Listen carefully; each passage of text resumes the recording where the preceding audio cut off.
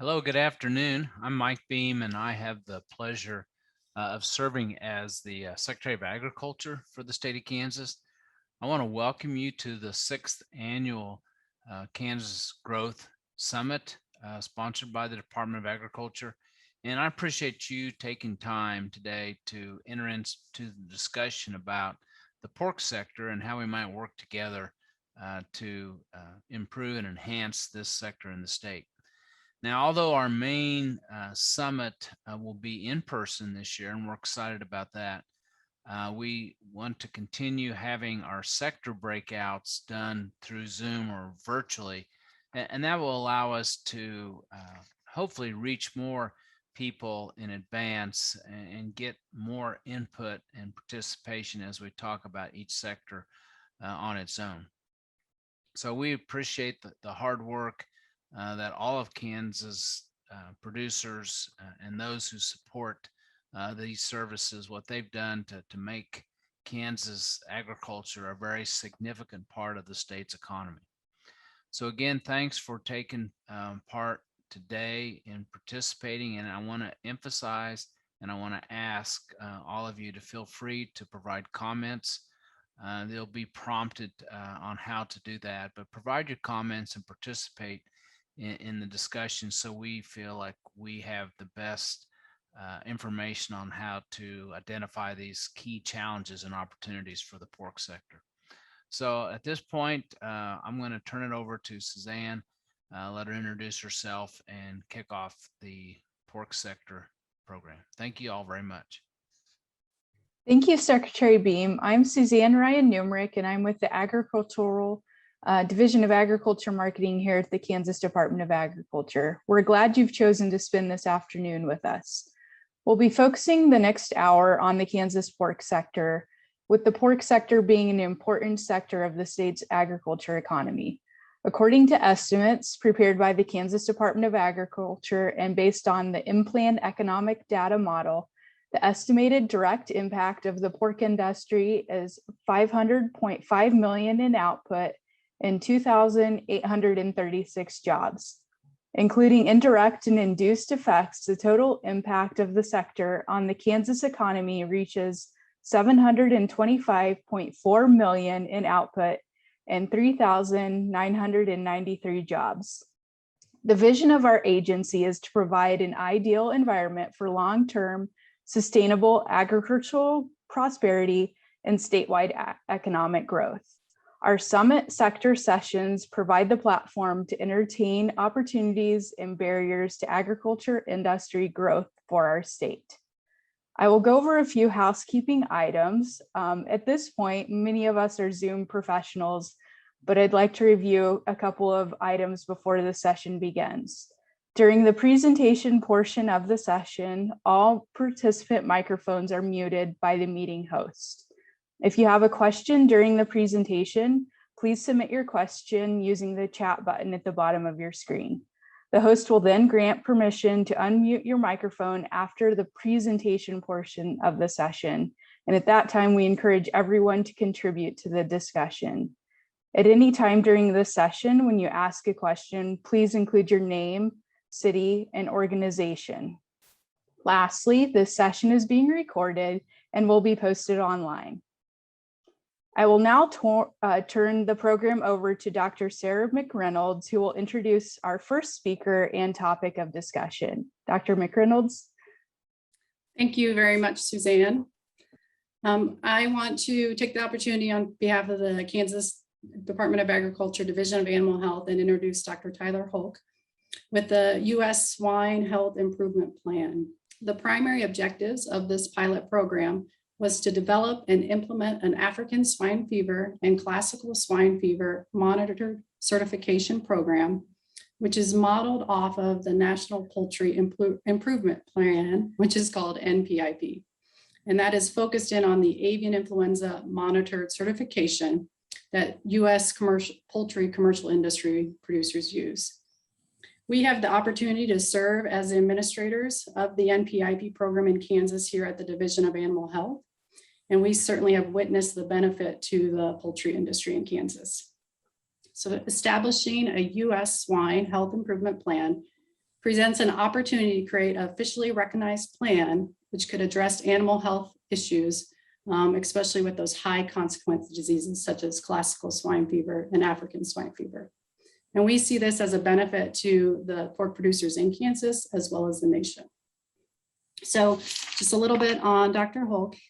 He will be presenting this morning, and he received his bachelor's in animal science from South Dakota State University and a DVM, a master's, and an MBA from Iowa State. His 33-year veterinary career has included swine production medicine, consulting and research development, technical service, and leadership roles in the biopharmaceutical industry.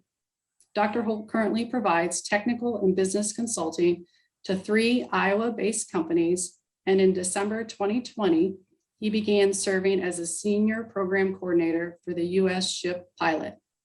He and his wife, Dr. Gail Brown, have 2 married daughters and a son studying at UNI, and enjoy living in the small town of Gilbert, Iowa.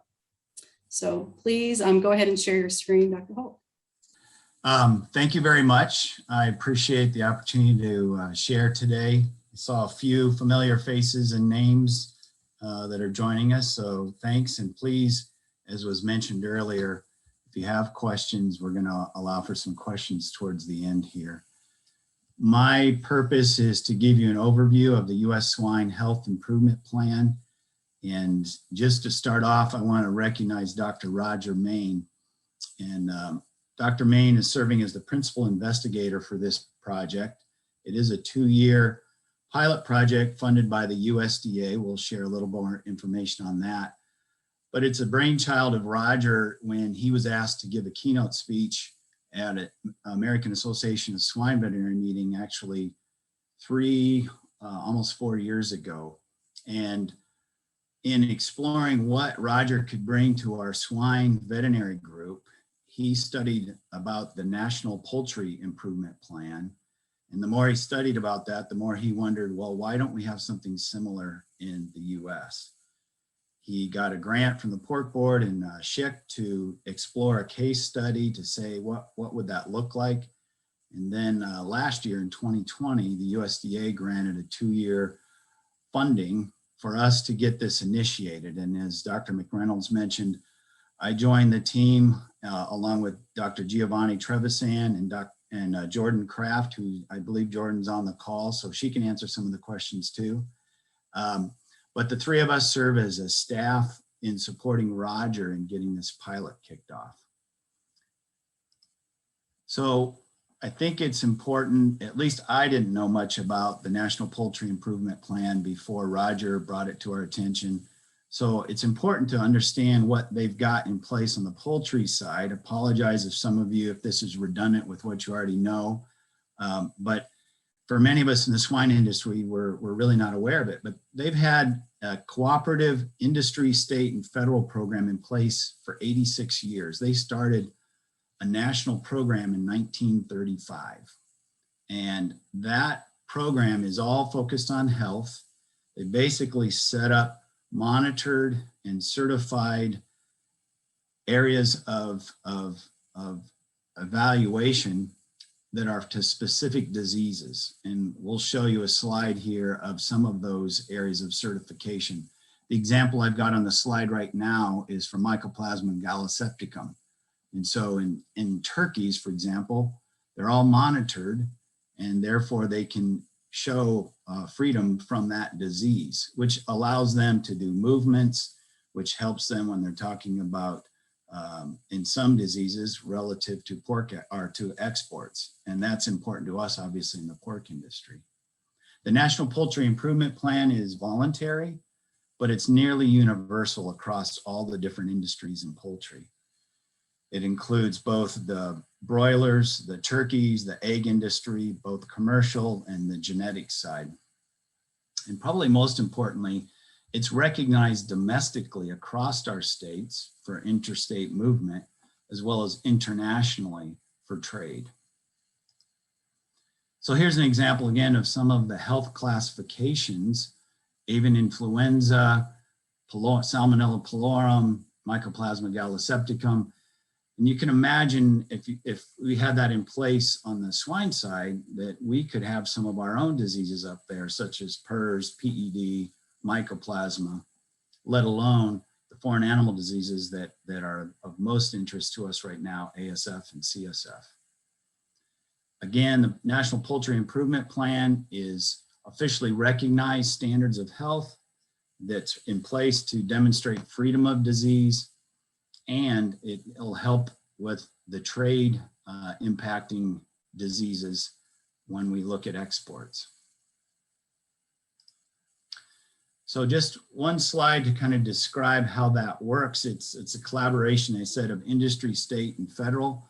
On the industry level, it's producers and packers that come together from the state animal health officials, Dr. McReynolds and others, for example, in Kansas, as well as federal officials.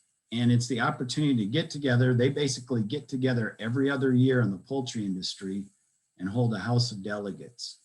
And basically that Congress comes together to agree on what are the requirements or the standards that we have for these different diseases and for these different monitored certified classes.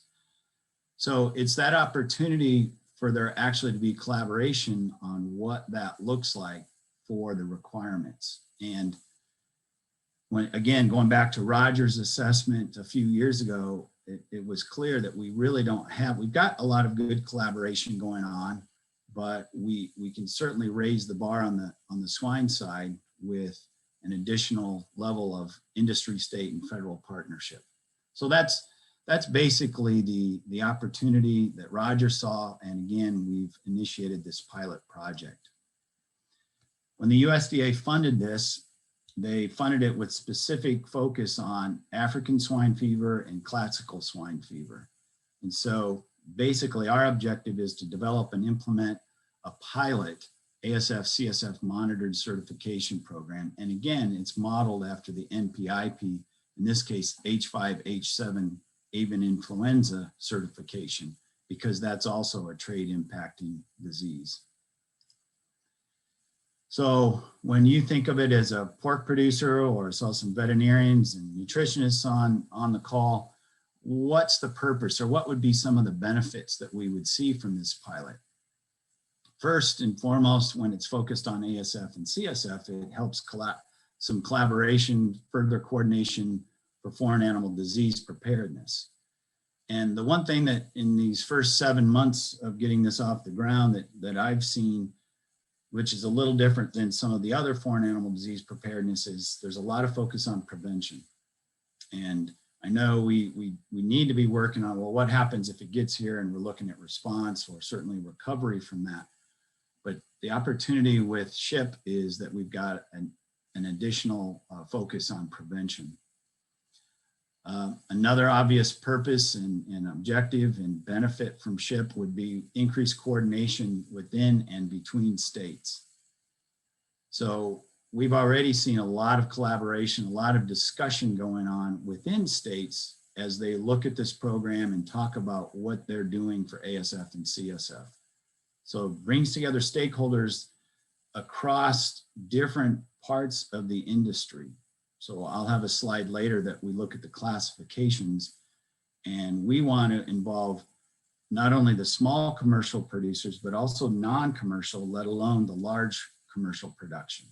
So it's across all stakeholders. The opportunity, and I'll show a slide later, we have 28 states that have expressed interest in participating. The opportunity is to create a national playbook between states for these requirements. And eventually, not initially in this first year or two of the pilot, but eventually build a foundation for domestic, for interstate travel, and international recognition for trade. And the initial interest that Roger had was, wow, let's do this, if nothing else, just so the US pork industry can experience what the poultry industry's had for 86 years and see if this is something that will be worthwhile. I mentioned earlier that the participation is voluntary. Participants would really include all the stakeholders, producers, packers, veterinarians, veterinary medical officers or state medical officers, we would need to have all of the industry engaged in order to make this work. The actual certificate holders would be producers and actually at the site level, and packing plants also at the site level. Requirements right now, it's a little bit, I hate to use the chicken or the egg because we just talked about NPIP, but it's a little chicken or the egg because what we've got here in front of you is what we're proposing for standards or requirements. But in fact, next month, we're going to hold our first House of Delegates in Des Moines. And that's actually where we're going to bring together delegates from all the states that are interested in participating in this pilot and vote on these standards. And so requirements will be obviously to enroll and then meet the requirements that are agreed upon, have a valid veterinary client-patient relationship with an accredited veterinarian. And then we've had 3 different committees led by individuals with expertise in those areas relative to biosecurity, traceability, and surveillance or sampling and testing. Those 3 committees had a tier 1 smaller group and then a much larger tier 2 group, which some of you may have served on, that looked at, well, what would be appropriate for a program like ours that's starting from scratch, starting from zero, ground zero, but wanting to build towards something like the NPIP, what would be appropriate for year 1 standards? And also what are some additional key issues that we need to be looking at and addressing in year 2? So for biosecurity, we're looking at prevention again. Well, what are perhaps some feeding practices that we're doing that we can make sure that at these sites that are enrolled for the SHIP program, we are prohibiting some of these feeding practices? What about international visitors from countries that have ASF or CSF? Do we have a recognized downtime? And I believe we're proposing 5 days downtime for those visitors. So things like that that can help at the site level with prevention. Traceability, looking at getting consistency for the premise ID numbers and demographic information, and being in a position to be able to share swine movement data. And then sampling and testing, which is probably the one that potentially is the most controversial and yet is the one that we can move the needle the farthest, because today we don't do any ongoing surveillance for ASF and CSF.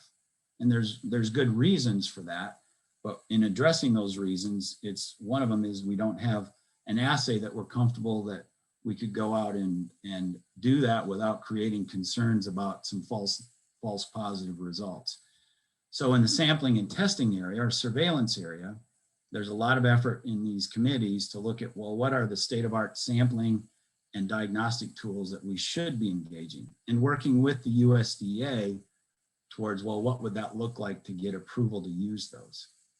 Also looking at farm type and also what's the status for ASF and CSF with regard to what our sampling and testing strategy would be. So there's been a lot of work already this spring and early summer to put together some proposals for this House of Delegates, and those will be around the areas again of biosecurity, traceability, and surveillance.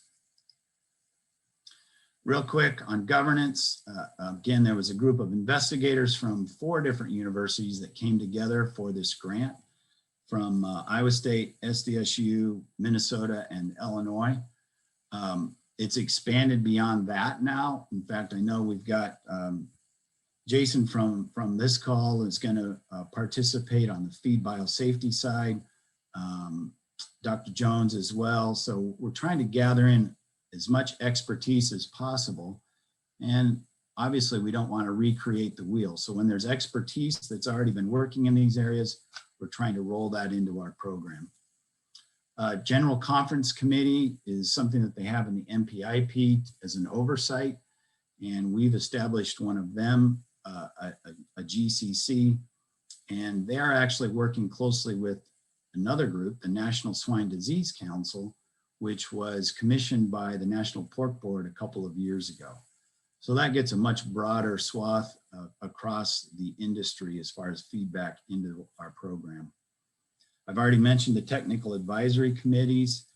And then most importantly for this call probably is we want to bring together a House of Delegates that will be the decision-making body on, well, what are the standards or the requirements that we're going to have for the first year? And also helping us work through what are the priorities for the other big rocks that we need to be looking at in subsequent years. The representation for that House of Delegates is from each state that's expressed an interest to participate. And there have been 28 states that are interested. And that would also be inclusive of the state animal health official or their designee. NPIP, and we would propose the same for SHIP, is actually organized with national requirements, national standards, but it's certified at the state level.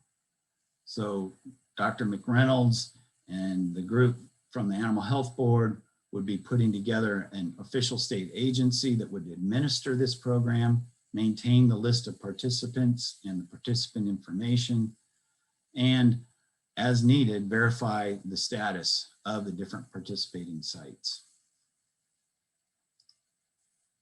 Responsibilities of the participants could be a producer or a packer is to enroll, meet or exceed the requirements, and then have the ability to verify that you're meeting those requirements. Funding, this is a 2-year project funded by the USDA. We're also getting some supplemental support from the National Pork Board. Again, Iowa State, University of Illinois, South Dakota State, and Minnesota were initially named on the program, on the project. There's in-kind support also from the USDA swine staff. So we've got Dr. John Korsland, Dr. Lisa Wachette, who are with us on each of our weekly calls, and we're engaging others from the USDA and some of these committees. Official state agencies are responsible for funding their own operations within their state. So that's a little more transparent for those that they already have an NPIP in their animal health board. But for those states where that's not the case, this is new. So it's important to consider the funding responsibilities for the official state agencies.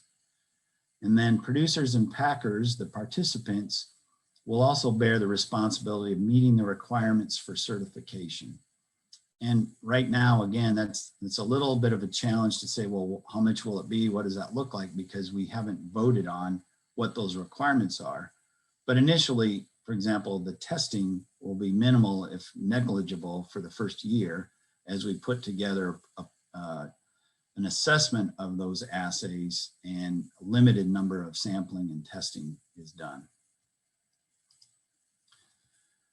This shows a map of all the states highlighted that are interested in participating. And so you can see all of the major swine states are participating, which is great.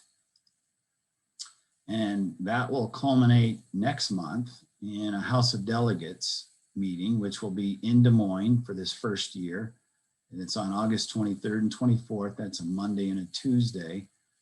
And basically, we're going to condense it down to a Monday afternoon, which will be packed full with an opening session and then an hour on sampling and testing overview, an hour on traceability, and an hour on biosecurity. Give everybody a little break with a reception and come back the next morning. We're going to have a total of 6 different breakout sessions, and those will be covered in the morning. And then we come back that afternoon to wrap up with a review of the breakouts, voting on the year 1 standards, and we'll also be voting on what we're calling resolutions, but priorities for our SHIP staff to be looking at in basically commissioning working groups for year 2. So we're packing a lot into this House of Delegates. We're trying to be cognizant of everybody's time, that we don't want to stretch this out for days and days. But for those that do volunteer to be delegates, I'd recommend getting some sleep the night before, because we'll be very busy Monday and Tuesday. It's a little more detail. Let me check my time here. I'll just run through these fairly quickly, but these are examples of these committees in a little more depth so that you have an idea of what's being covered. But sampling and testing or surveillance included Drs. Jeff Zimmerman from Iowa State, Dr. Jerry Torrison from Minnesota, and Jane Christopher-Hennings from SDSU. They're really looking at this first 12 months as a research period, an opportunity to do what's called a negative cohort for some of the screening assays that are used in other countries, but today are not used in the US. And they're also looking at, if we were to get ASF or CSF, what site sampling requirements would look like in that situation. For year 2, under the sampling and testing or surveillance, they want to continue looking at modeling of the standards for regional or a supply chain approach. And Dr. Zimmerman, for example, has been doing a lot with regional modeling for epidemiology. Want to look at specific plans for level 1 or peacetime surveillance. And then in addition to oral fluids, have an opportunity to look at the potential of using processing fluids, potentially. So that's an example of the work that's been done already for sampling and testing, and some of the proposals that will come forward at the House of Delegates next month. Biosecurity has been led by Dr. Montse Torremorell at University of Minnesota. That one's probably been the most challenging from the standpoint of there's so much breadth to biosecurity, and where do you start? For standards for year 1 with a focus on prevention, the proposal, and this is condensed down, but the proposal will be no table scraps or garbage feeding with meat. I don't know what the law says for Kansas, but there's a number of states that allow garbage feeding yet. And that could be a concern, especially if that garbage contains, or scraps contain, meat. And then, as I mentioned earlier, a standardized approach to downtime when traveling back from an ASF or CSF positive country. Year 2 considerations for biosecurity are even broader. Additional work on feed biosafety, and again, the K-State group has already talked about being very interested in working with us and leading in one of those working groups. We also need to look at terminal market transportation sanitation. What does that look like for truck wash?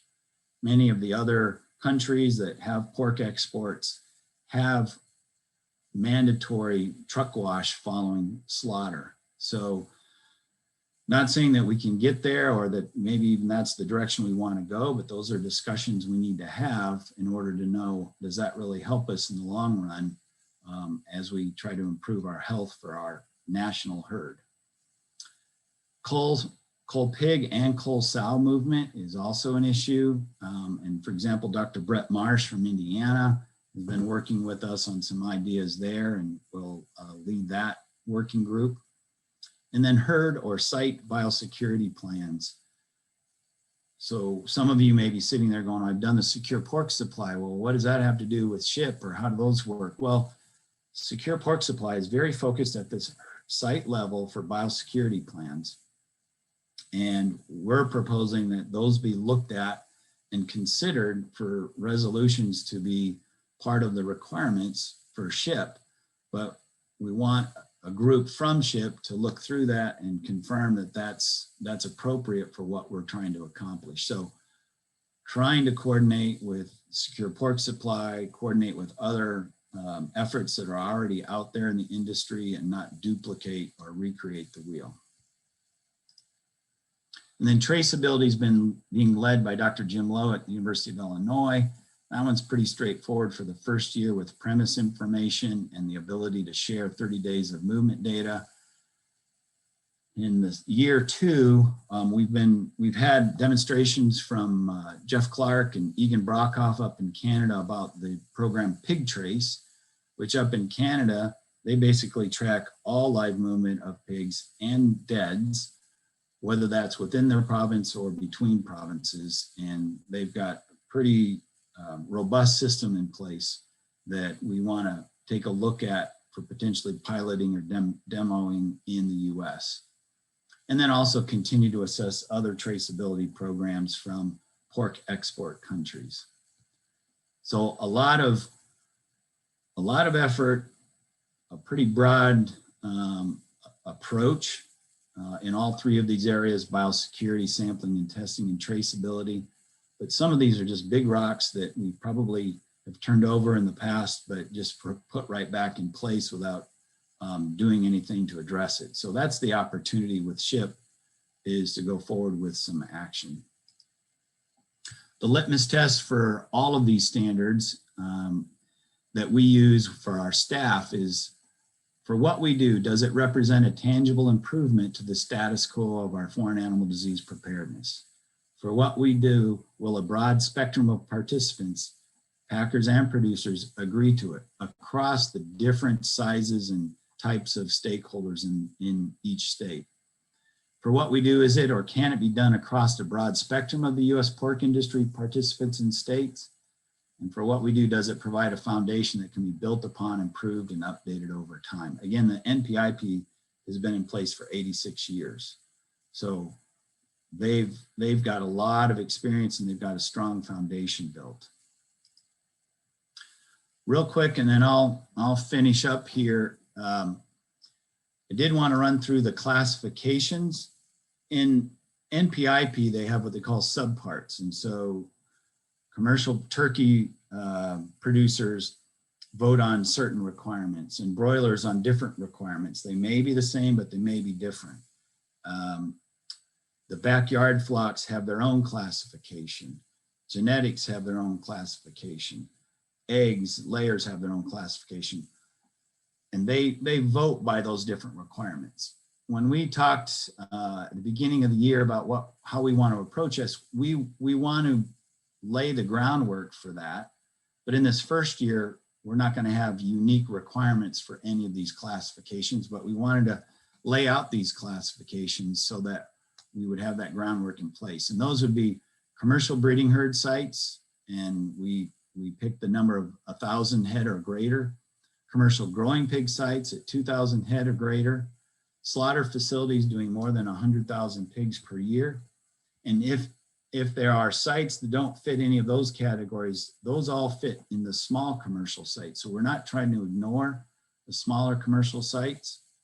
And then even beyond that, if you look at the show pig industry, or there's some preserves in certain areas and such, but non-commercial sites would also have a classification. And the reason this is important is, as we looked at states bringing delegates, we encourage them to have delegates representing each of these different classifications.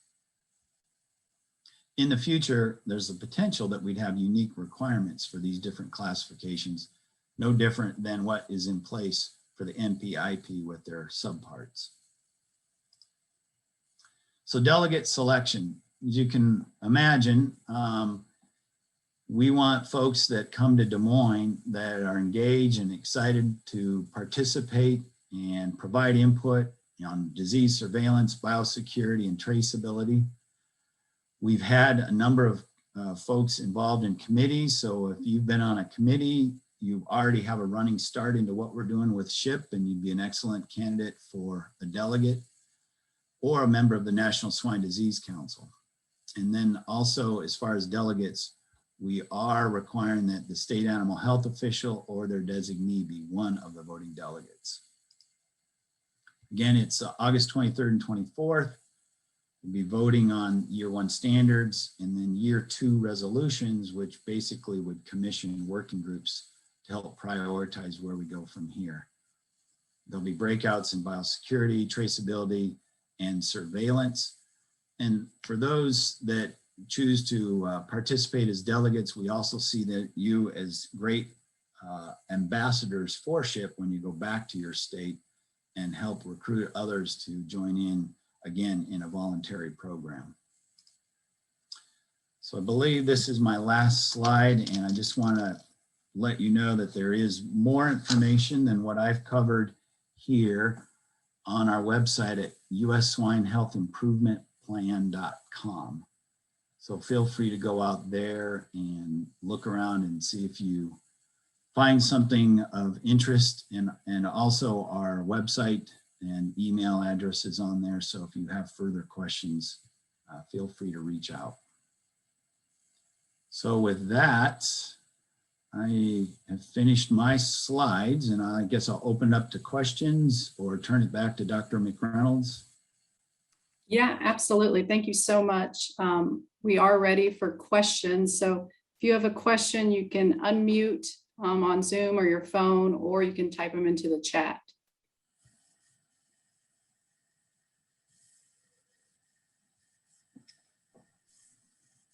While people are thinking, I had a quick question, a little bit on the committees that you talked about that helped develop the initial standards that would be voting on. Can you give us a little bit of background on the type of individuals and the number that served on those committees? Sure. So first at the leadership level, those were folks that were principal investigators on this program. So again, University of Minnesota, University of Illinois, SDSU, and Iowa State. They were, I think without exception, they were from academia, they were from the universities, and chosen for their area of expertise. So they were the leaders, and then we had what we called a first tier 1 group. So smaller, maybe 4 or 5 individuals that could provide some input on some direction and basically come up with what I would call some really rough draft standards, but also, hey, here's some other issues that we don't think could be standards already in the first year. That all occurred in January, February. One of the tier 1s finished up in March. So that was basically first quarter. Second quarter of this year, we expanded each of those into what we called tier 2, and those had 30 to 40 individuals in each of them. And obviously, when you have 30 to 40, it's not everybody engaging all at that same time, but those were set up and prepared for weekly calls, either 3 or 4 in a row, in which we said, here's these rough draft ideas. First, let's have a dialogue. And then there was a lot of time spent, and Jordan, who's on this call, did a lot of that time spent in surveys afterwards. Well, is that appropriate amount of testing, for example, or is this the right direction to go? So there's a lot of surveys that went on in between each of those calls, such at the end of those 3 or 4 weeks, the tier 2 of 30 to 40 individuals, there was pretty broad consensus with the direction that then those final proposed standards came out. And when they couldn't come to an agreement, which there was a lot of, well, that's too big of a issue to try to tackle here in just a matter of weeks. Basically, though, that's where we came up with this list of issues that we said, well, that's year 2, that we should then put together some working groups to address those things specifically. So all told, there was nearly 100 people that were involved in those committees across the full spectrum of USDA, some state veterinarians, academia, but then producers, nutritionists, veterinarians. We worked pretty hard to get a nice broad representation in those committees. Great, thank you. Any other questions?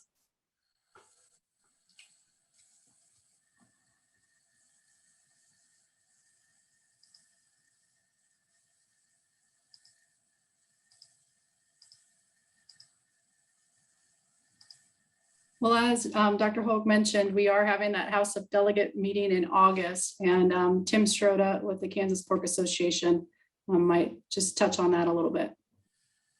Thank you, Dr. McReynolds. This is Tim Stroda again with the Pork Association. I want to thank everybody and Dr. Hogue for their presentation. Thank everybody for participating today.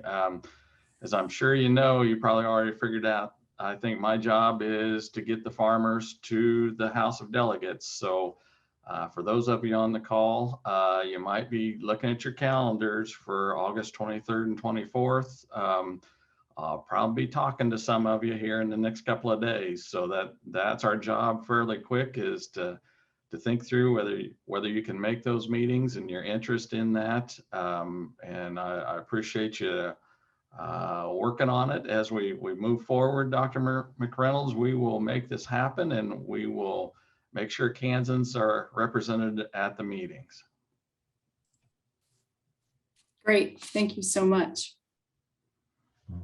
I see Suzanne put up the website in the chat if you were able to catch that earlier. Well, Suzanne asked me to touch on a few other updates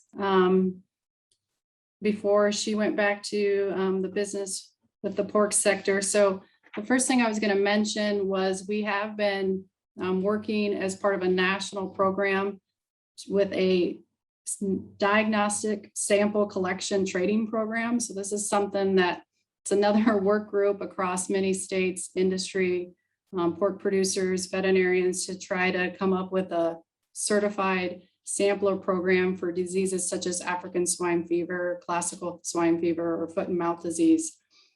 So it's designed to help the state animal health official, USDA, on the regulatory level feel comfortable if caretakers or those individuals that are training on a regular or taking samples on a regular basis, blood samples, other type of samples to be certified and in the face of a foreign animal disease such as ASF or CSF or FMD to accept those samples for surveillance samples. So it is something that we've been working hard on. We're really close to having that program pushed out at a national level. And we've been working in Kansas too to talk about the training.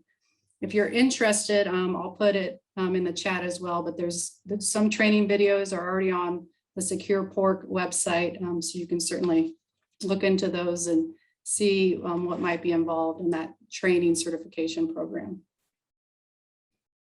Along those same lines, we're continuing to focus on secure pork supply plans. And what we're doing is an annual assessment for those facilities that already have a plan in place. So Emily Davis in our office is continuing to reach out to swine producers to conduct their annual assessments. And if you don't already have a secure pork supply plan in place, we're happy to assist you to train you or do whatever we can to help you get a plan for your facility. And then the last thing I was going to provide an update on was through the USDA Farm Bill, the National Animal Disease Preparedness and Response Program. We received some funding to get more compost, livestock mortality compost subject matter experts. Previously, there was one that USDA had approved in the state of Kansas, and that individual, Ken Powell with KDHE, is retiring in next year, 2022. So we had some funding and we've just this past March trained 6 more individuals. Many of them are already compost experts to become USDA approved subject matter experts that in the face of an outbreak, they would be approved to come and assist with the disposal of compost as a disposal method that is chosen. So, and we're going to continue up with that and hope to have maybe even 7 more individuals trained by the end of 2022. So those are the updates I have, Suzanne. Thanks, Dr. McReynolds. If someone wanted to get involved in becoming trained as a SME for composting, how is the best way to go about doing that? They can certainly reach out to me. What I've been doing is working through KDHE and now the other compost experts to do that training. We are just kind of controlling the funding and helping facilitate that training. But now we have someone with K-State and someone with Fort Hays State that are approved livestock mortality subject matter experts. So we have people approved throughout the state. Awesome. And it's kind of fun to see your updates and kind of how they tie back to past agro sector discussions that we've had. I do see a question from Dr. Henry in the chat. He would like to know how Poultry is or has leveraged the program to their advantage through the year. So I don't know, Dr. McReynolds or if Dr. Hulk would be the best to address that, but a question from Dr. Henry. I'll let Dr. Holt take that and I can jump in if there's anything Kansas specific.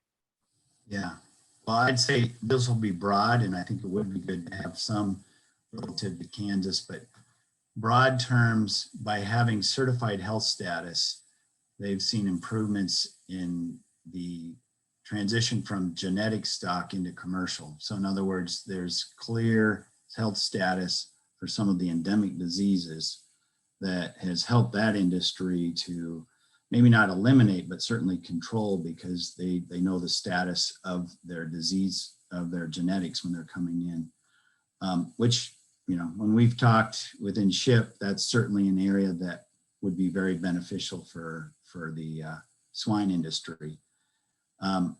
I'd say on the domestic side as well, it's been helpful for interstate movement, and Dr. McReynolds can expand on that, just because there's much more dialogue. And I was just visiting with Oregon State vet this morning, and he was asking me about, well, will SHIP do this, will SHIP do that? And quite honestly, I didn't know all the different nuances in the poultry side that's allowed for interstate movement.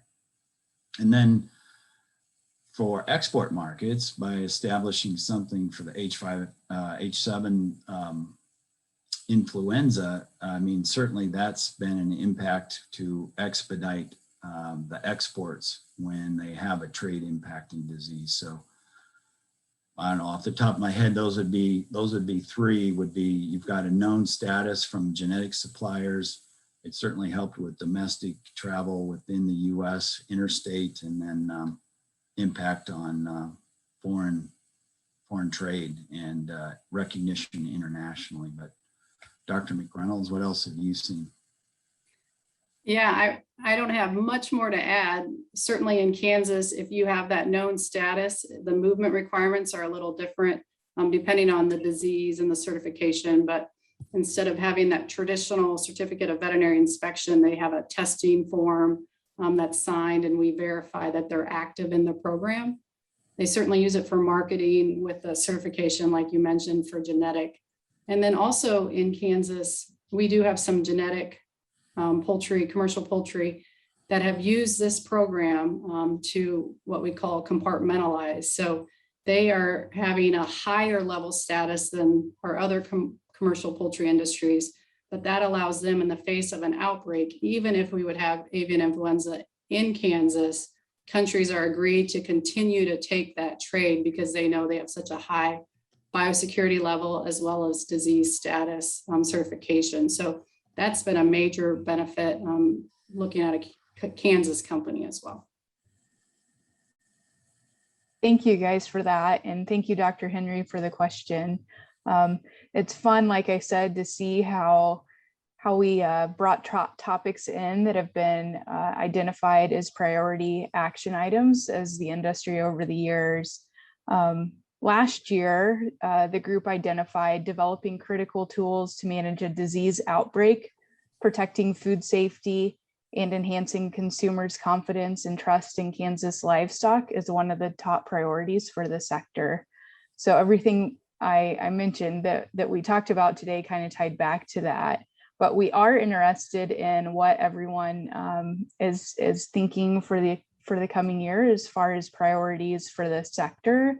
And with that, we'd like to launch a poll, Sean, where we would like you to select your top 3 priorities or share any new priorities you think that should be addressed.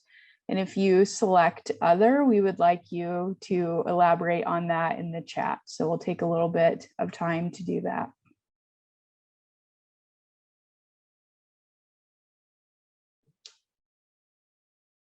You should be able to see those poll results on your screen. It looks like expansion of talent development and educational training opportunities for students interested in the pork industry was top priority this year, followed by development of tools to manage a disease outbreak, protect food safety, and enhance consumer confidence in Kansas pork. And then let's see. Alternate workforce programs to fill workforce needs in 3rd.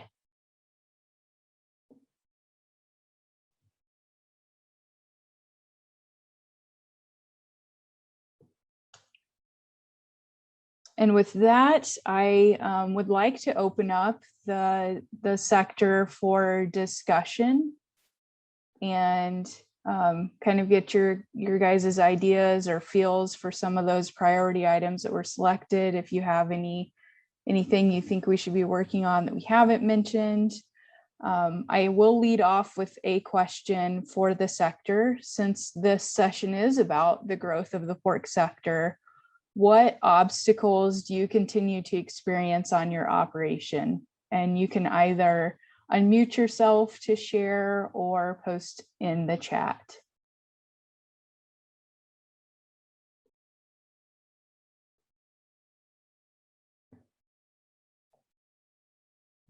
Any additional questions for Dr. McReynolds or the animal health team here at the Kansas Department of Agriculture? We still have Tim Stroda on the line if anyone has questions for him, or Dr. Hulk.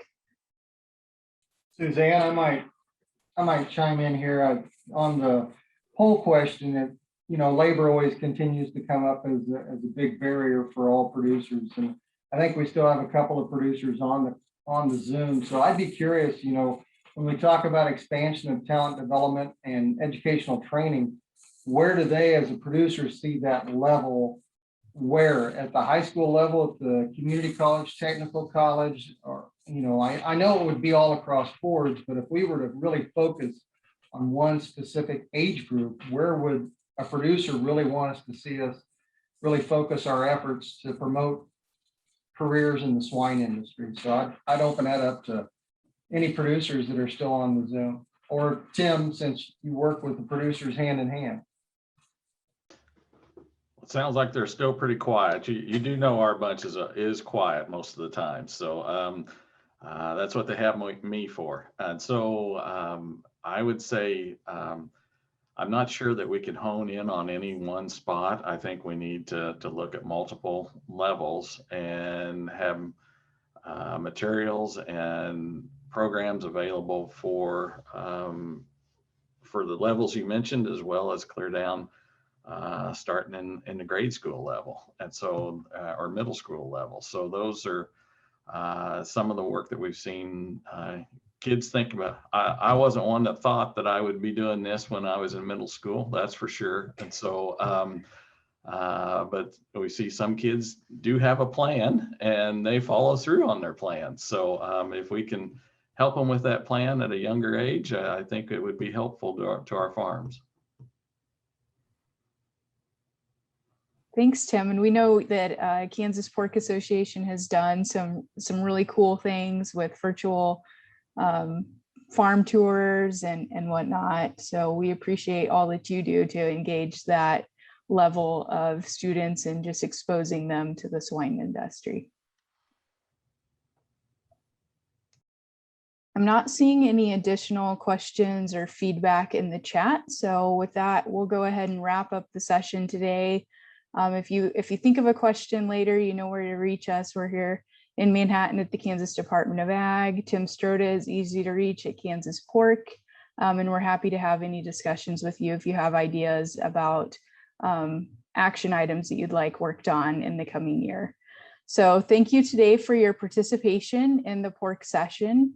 A recording of this webinar will be posted at www.agriculture.ks.gov/summit in the next week. We hope you're planning on joining us on August 26th for the Ag Growth Summit. You can register for that event at the Summit webpage. And before we go, I want to highlight the second year of the Kansas Department of Agriculture's Ag Heroes and encourage you to submit nominations for any individual, family, or business in the Kansas agriculture industry you feel provided a notable contribution to the agriculture industry or their community as a whole in the past year. The nomination period is currently open and will close on August 13th.